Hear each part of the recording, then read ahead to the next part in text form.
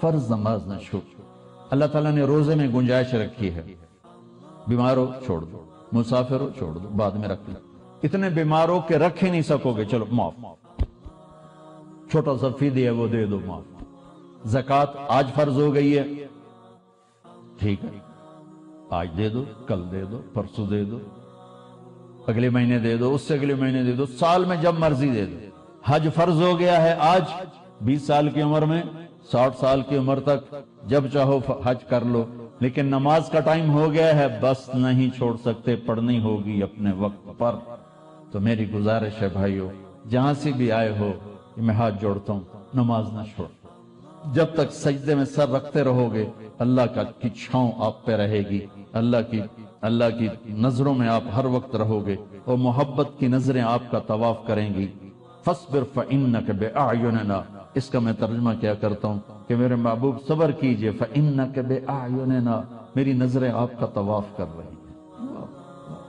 تو اس ماحول میں جو نماز پڑھے گا نا، اللہ کی محبت اس کا طواف کرے گی، اللہ کی رحمت اس کا طواف کرے گی، اس کو اپنی چھاؤں میں رکھے گا۔ کوئی کبھی قضا ہو جائے، انسان اس سفر میں ہو جاتا ہے، سستی میں ہو جاتا ہے، نہیں پڑھی گئی، سستی میں، کام میں، اس کی قضا دے۔ سونے سے پہلے 5 نمازوں کی قضا پوری کر کے اپنا کھاتا مکمل کر کے پھر سو، تو انشاءاللہ اللہ مہربان کریم ہے، معاف کر دے گا۔ اور اپنی نمازوں کو قضا پڑھتے رہو گے اس طرح، تو پھر 5 نمازوں کے اللہ تعالیٰ طاقت بھی دے دے گا، ہمت بھی دے دے گا، توفیق بھی دے دے گا۔ کچھ وقت اپنے قرآن کے لیے، کچھ میرے نبی کی زندگی کے لیے، فیملیز کے ساتھ ہو، ماں باپ ساتھ ہیں، ان کو عزت دو، ان کو احترام دو، اور بیوی کے ساتھ، بچے ساتھ ہیں، ان کے لیے ٹائم نکالو۔ اپنے بچوں کو محبت سے پروان چڑھاؤ، ڈانٹ ڈپٹ سے نہیں، ڈانٹ ڈپٹ سے نہیں، ڈانٹ ڈپٹ سے نہیں، پیار محبت سے۔ میرے نبی نے 7 سال گزارے حسن کے ساتھ اور 6 سال گزارے حسین کے ساتھ۔ 6-7 سال میں نہ کوئی نصیحت کی ہے اور نہ کوئی ڈانٹ ڈپٹ کی ہے، پیار دیا، محبت دی، توجہ دی، سارا کچھ منتقل ہو گیا، اور وہ جنت کے سردار بن گئے، جنت کے نوجوان۔ ہم بچوں کو نصیحت کر کر کر کر ان کی تباہی پھیر دیتے، اور اتنی چھوٹی عمر میں اسکولوں میں ڈال دیتے ہیں، پتہ نہیں یہاں کیا سسٹم ہے۔ میں تو پاکستان کی بتا رہا ہوں، 3 سال کے بچے کا ایڈا وڈا وسطہ ہوتا ہے، اس کے سارے نیورون ہی جل جاتے ہیں، اور وہ روتا ہوا جاتا ہے، روتا ہوا آتا ہے۔ جو ٹائم ماں کی گود کا تھا، وہ ٹائم اسکول کو دے دیا، تو وہ محبتیں ختم ہو جاتی ہیں اولاد کی ماں باپ کے ساتھ۔ اور ایک ماں 2 بچے نہیں سنبھال سکتی، تو ایک ٹیچر 30 بچے کیسے سنبھالے گی؟ تمہارے یہاں کا تو پتہ نہیں، ہمارے پاکستان میں تنخواہیں بھی بڑی تھوڑی ہیں، تو تھوڑی تنخواہ، 40 بچے، 30 بچے، تو وہ برباد نہیں ہوئے تو اور کیا ہوں گے؟ ایک ٹیچر بچوں کو سبق سکھا رہی تھی، بچوں پڑھو CUP سپ، تو بچوں نے کہا مس CUP کب ہوتا ہے؟ سانپ۔ کہا نہیں بچوں، کہو CUP سپ۔ ان کا مس CUP کب ہوتا ہے؟ کہا بچوں اتنی تھوڑی تنخواہ میں CUP سپ ہی رہے گا، کب نہیں ہو سکتا ہے۔ تو ہماری سکولنگ تو ایسی بیکار برباد ہے کہ ہمارے کاروباری، ہمارے سکول کاروبار ہیں، کوئی ہماری نیشن کے لیے وہ کوئی تعلیم نہیں ہے، کاروبار ہے۔ یہاں کا مجھے نہیں پتا، لیکن میں اپنے پاکستان انڈیا کی بات کرتا ہوں۔ انڈیا، پاکستان، بنگلہ دیش ایک سیم کلچر ہے کہ جتنے تعلیمی ادارے صرف کاروبار ہیں، ہماری نسل کو برباد کر رہے ہیں، تباہ کر رہے ہیں۔ میرے نبی کہتا ہے 7 سال تک بچے کو نماز کبھی نہ کہو، 7 سال تک۔ 7 سال کے بعد کہنا شروع کرو، 10 سال کے بعد سستی ہو تھوڑا سختی کرو، 15 سال میں جا کے فرض ہوتی ہے۔ اللہ 15 سال بچے کو فری رکھتا ہے، اور ماں باپ کو کہتا ہے پہلے 10 سال بچوں کو دے دو، ساری زندگی بچہ تمہیں دے دے۔ ہم بچوں کو وہ ٹائم نہیں دیتے، وہ ہمارے نہیں ہوتے۔ تو بھائیو، آخری گزارش یہ ہے کہ آپ 3 چلے کے تو سارے بھائی ارادے کر لو، ٹھیک ہے نا؟